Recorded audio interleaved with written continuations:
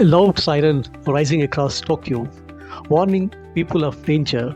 Heavy rain is falling quickly and the city is being flooded. Emergency alarms are sounding in many districts. Right now, the rain is pouring down hard on Tokyo. NHA warns that there is a high risk of disaster like floods and landslides. Streets are underwater and the situation is very serious. In just a short time, nearly 100 of rain has fallen, turning Tokyo into a flooded city. This shows that when it rains very quickly, many cities around the world can face floods. The storm reminds us how powerful nature can be.